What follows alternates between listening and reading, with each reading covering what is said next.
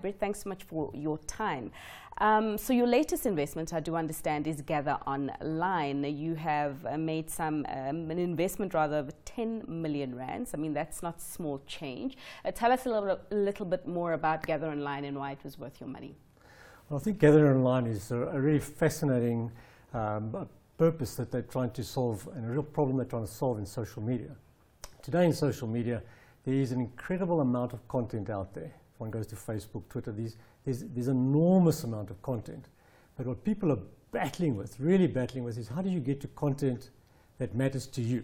So if you are interested in a specific topic or a specific discussion that you want to have, how do you possibly get there? Well, that's not very easy today, and we think that that is a huge gap in the market, and Gather Online is absolutely focused on trying to make sure that providing you with an easy and a really elegant way to get the content that matters to you.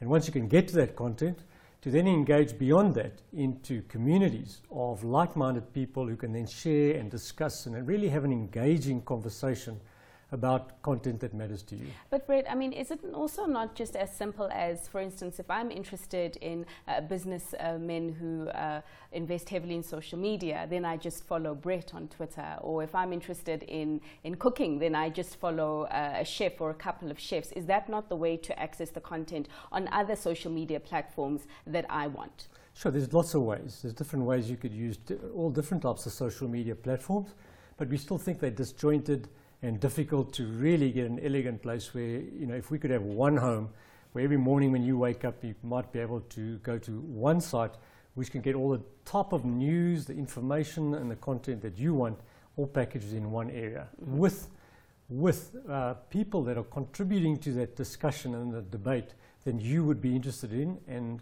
really want to follow. So for example, if people create a community, and it might be about any kind of topic, let's take a South African one like rugby, then we would be looking hard within Gather Online to attract the real expert rugby commentators to that site.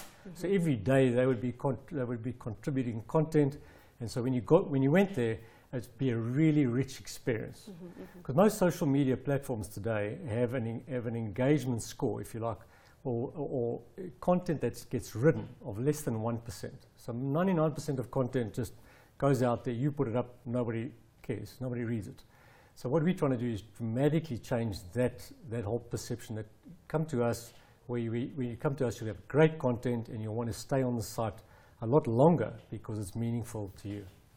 And Brett, in terms of Gather Online, founded by South Africans, which is quite nice, but how is it being received elsewhere in the world? Well, today, Gather Online, it's only been going for a couple of years, but it's doing exceptionally well in countries where both founders, one is living in Australia, one living in South Africa. So most of the volume is coming from those two areas, but today we have lots of traffic from as far afield as the US. And you have about, today, last week we'd have an average of about 42,000 people per day on the site. And clearly, it's still in startup, early phase, and we'd like to get that significantly, bigger, but more importantly, to have it much better and continue to improve the quality on this. And do you think that it, has the potential to be bigger, or to essentially be like the next Facebook or the next Twitter in terms of getting people to engage on a common platform? Well, that's the big dream, of course, is to try and head in that type of direction.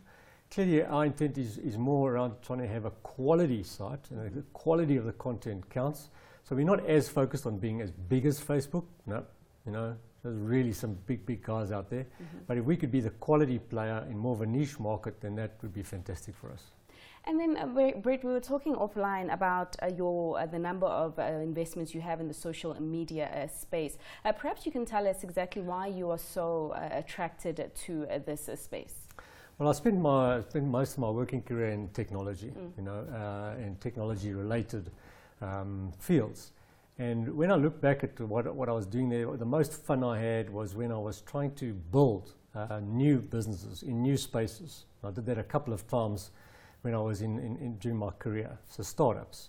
And when I thought in the last 18 months, once I'd left Dimension Data, I thought, what would really drive me and make me really passionate in this phase of my life? I thought it was to go back and to create an incubator of where we could build companies that would use technology, because of my background, but use it as an engine or fundamental enabler to go and make a substantial difference in terms of an industry or process or anything like that. So can we use technology to really transform something out there? Sure. So with that line, with that thought, I have investments in half a dozen early stage companies, and every single one of them trying to use technology to make a massive difference. And that might be we're attacking one in London. We're trying to change the commuter cycling industry with a whole new model. In South Africa, one called Rapistry, trying to change the gifting industry, so make it a much better experience around gifting. So in every case, trying to really transform an industry through these young startup companies where people have these great ideas.